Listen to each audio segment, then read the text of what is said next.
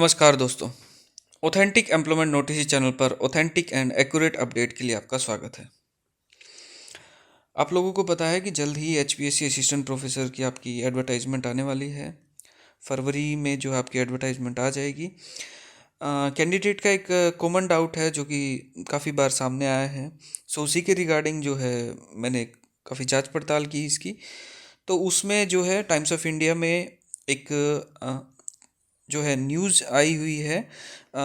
जनवरी 2023 में ही इस केस का वर्डिक्ट आया था। तो उसमें जो है क्लियरली मेंशन कर दिया है कि क्या OBC SC EWS या जो रिजर्व कैटेगरी के जो कैंडिडेट हैं जिन्होंने रिजर्व कैटेगरी से नेट पास किया हुआ है, क्या वो जनरल कैटेगरी में अप्लाई कर सकते हैं।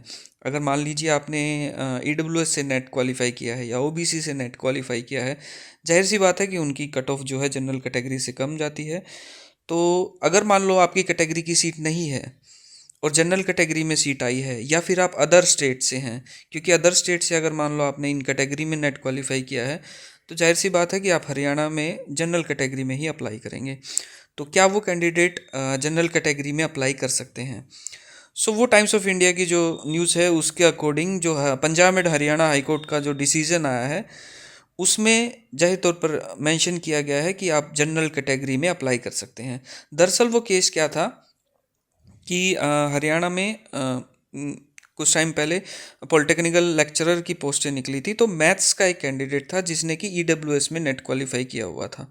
सो EWS में नेट क्वालिफाई करने के बाद उसने जनरल कैटेगरी की जो मेरिट थी उसमें उसके जनरल कैटेगरी के हिसाब से मार्क्स आ गए थे, लेकिन उसको जो है जनरल कैटेगरी की के लिए जो है अपॉइंट नहीं किया गया था जनरल कैटेगरी के against.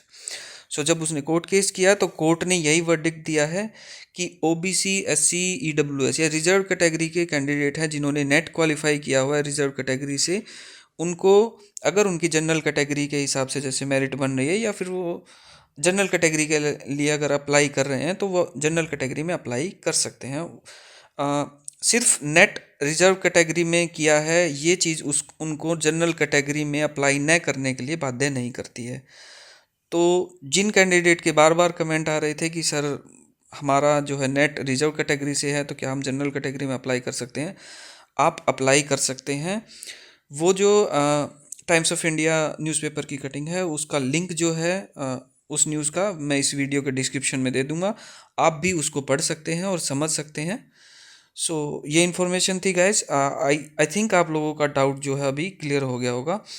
So if you guys do like the information please share and subscribe my channel also. अगर आपको इन्फॉर्मेशन पसंद आ रही है तो चैनल को शेयर एंड सब्सक्राइब अवश्य करें। धन्यवाद।